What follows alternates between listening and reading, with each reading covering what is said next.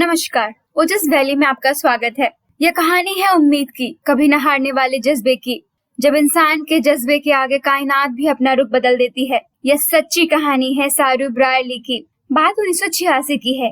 एक 5 साल का छोटा बच्चा सरू अपनी माँ, बड़े भाई गुड्डू और छोटी बहन के साथ बड़ी तंगी में रहता था। गुजर बसर करने के लिए माँ मजदूरी करती थी और बड़ा भाई गुड्डू ट्रेन की डब्बों की सफाई करता था। इस छोटे परिवार में गरीबी तो थी, पर खुशियां भी थी, किंतु समय को कुछ और ही मंजूर था।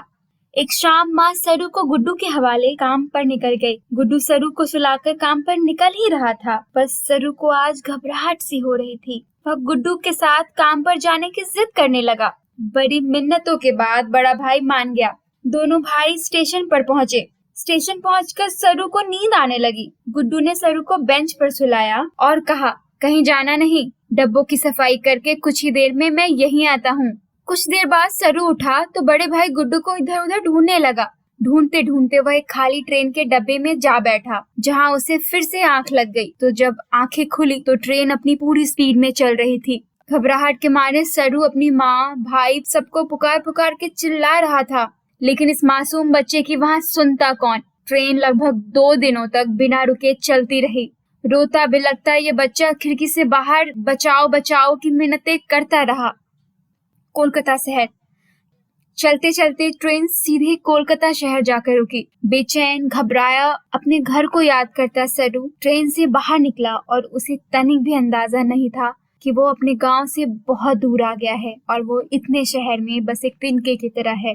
कुछ न समझ आने पर सरू जीवन यापन करने के लिए भीख मांगने लगा और रोड ही उसका बिस्तर बन गया। इस 5 साल के बच्चे को यह समझ नहीं आ रहा था कि इतनी बड़ी उलटफेर कैसे हो गई। उसे तो अपने शहर का नाम भी याद नहीं था और पढ़ना लिखना तो आता ही नहीं था। एक शाम भूखा सरू एक रेस्टोरेंट के सामने बैठा था और एक आदमी को खाता देख रहा था। उस इंसान ने इसे देख लिया। दया के मारे वह इंसान बाहर निकला और सरू से पूछा, क्या तुम्हें भूख लगी है?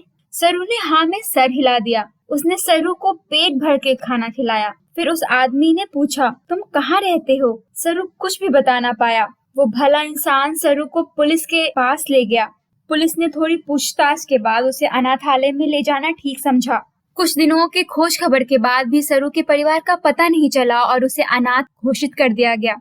सरू का दूसरा जन्म। कुछ दिनों तक अनाथालय में रहने के बाद एक ऑस्ट्रेलियन कपल सू और जोन्स ब्रायली को सरू का मासूम सा चेहरा भाग गया और उन्होंने उसे गोद ले लिया। 1987 में सरू हमेशा हमेशा के लिए ऑस्ट्रेलिया चला गया। वहाँ उसे अच्छा खाना, अच्छा घर, अच्छा परिवार, अच्छी सुरक्षा सब कुछ मिलने लगी।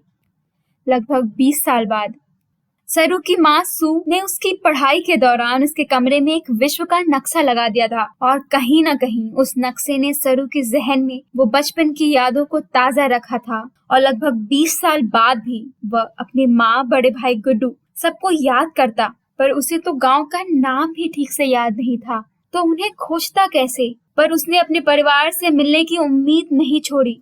सरू ने अपनी गाँव की खोज 2009 में शुरू की। गूगल अर्थ एप्लीकेशन से वो भारत के नक्शे को घंटों खोजता रहता। हर दिन लगभग 10 घंटे और कभी कभी तो पूरा दिन कंप्यूटर के सामने गूगल अर्थ पर अपने गांव को खोजता रहता। और कहा जाता है मेहनत सदैव रंग लाती है।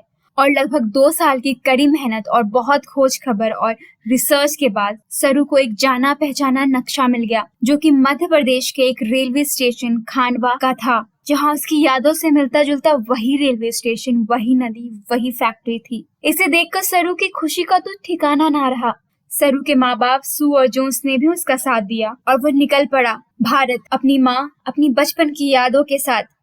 भारत खांडवा पहुंचकर उसने आसपास के लोगों से पूछताछ शुरू की। हिंदी न आने के कारण उसे काफी मुश्किलें आ रही थी। लोगों को अपनी फोटो दिखाकर और अपनी माँ और भाई का पता पूछता रहा। काफी पूछताछ के बाद आखिरकार एक औरत मिल गई जो उसके परिवार को जानती थी। उसने सरू को कहा, आओ मैं तुम्हें वहाँ ले चलती हूँ जहाँ अभी तुम्हारा परिवार रहता है। वहाँ पहुँचने पर उसने देखा 3-4 औरतें साथ खड़ी हैं, पर माँ तो माँ होती है। सरू को माँ को पहचानने में पल भर न लगा। आश्चर्य की बात तो यह है कि माँ ने भी सरू को झट से पहचान लिया और उसे गले से लगा लिया। माँ से मिलने के बाद उसे पता चला कि जिस दिन सरू खोया उस दिन गुड्डू भी उसे खोजते खोजते एक ट्रेन के नीचे आके दम तोड़ दिया और उस रात माँ ने अपने दोनों बेटे खो दिए और लगभग 25 साल बाद जैसे उसे भगवान मिल गया, उसे उसका खोया बेटा मिल गया।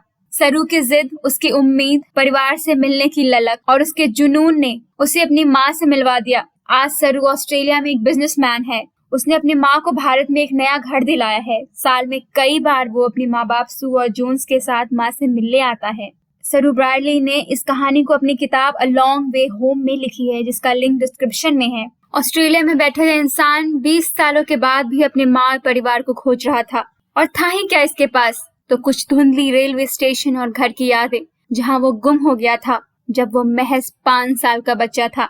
जब सरू जैसे महान लोग ऐसे अविश्वसनीय और असाधारण काम करने निकलते हैं तो पहले तो ये समाज ताना देती है और बाद में यही आपको गले से लगा रिश्ते नाते जोड़ने लगती है। लोग बदलते रहते हैं, कोई नहीं बदलता है तो वो है आप। सरू ब्रायडली को तो अपने गांव का नाम भी सही से याद नहीं था और वो दुनिया के तीसरे सबसे बड़े रेलवे नेटवर्क पे अपने गांव को खोजने निकल पड़ा। उसका ईमान तो नहीं डगमगाया। सरू ब्रायडली के इस असंभव को संभव कर देने वाली कहानी को लायन मूवी में भी दिखाया गया है, जिसने लाखों करोड़ों दिलों को छुआ है। इस मूवी ने अपने नाम इतने अवार्ड्स दर्ज किए हैं कि आप गिनते रह जाएंगे। आप भी इस मूवी को जरूर देखें। सरू ब्रायडली हम सबके लिए एक मिसाल है कि असंभव कुछ भी नहीं होता। उम्मीद का दामन कभी ना छोड़े, मेहनत करते रहें। नेपोलियन हिल्स भी कहते हैं, whatever the mind can conceive and believe, the mind can achieve। Comment section में आप हमें बताएं, आपको क्या लगता है? क्या ये महज इत्तेफाक है या सरू ब्रायडली का जुनून कि वो 2 साल तक हर दिन 10-12 घंटों तक भारत के नक्शे पर रेलवे स्टेशन और अपनी यादों को टटोलता रहा? मिलते हैं अगले वीडियो में। Spread hope, spread motivation.